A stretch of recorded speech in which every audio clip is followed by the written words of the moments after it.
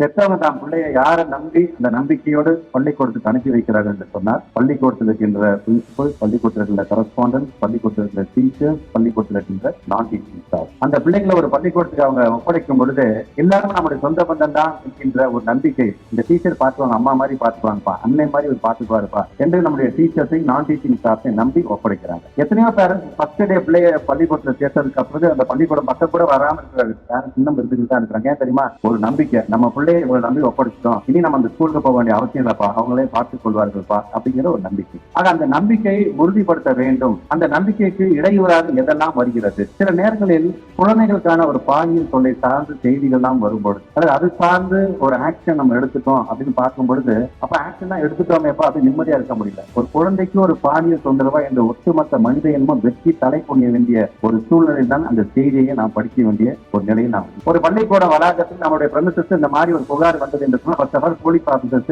நம்மளுடைய யூனிஃபார்ம்ல உள்ள வரக்கூடாது. இது ஒரு பேசிக்.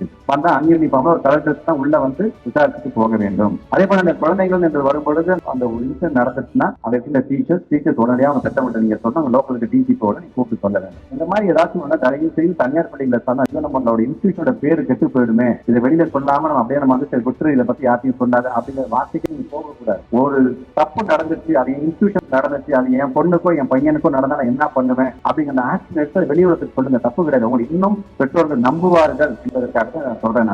நம்மளை மாதிரி ஒப்படைச்சா பரவாயில்லப்பா, செஞ்சது தன்னுடைய ஸ்டாஃப் வரணும், அதை விட்டு கொடுத்தா தான் புள்ளதான் முக்கியம், என் புள்ளதான் முக்கியம், என்னுடைய பிள்ளையோட எதிர்காலம் தான் முக்கியம் என்று சொல்லி ஆக்ஷன் எடுத்தாங்க பாத்தியா, இந்த ஸ்கூல் தான்ப்பா சார் நம்ம நம்பணும் என்கின்ற ஒரு நம்பிக்கை கண்டிப்பாக வரும். ப்ராஃபிட் அண்ட் லாஸ் பார்க்கக்கூடிய பணி நம்முடைய தனியார் பள்ளியாக இருந்தாலும் சரி, எந்த பள்ளியாக இருந்தாலும் அது 2ஆம் கட்டம் தான். நாம பண்றது சொசைட்டிக்கான சர்வீஸ்.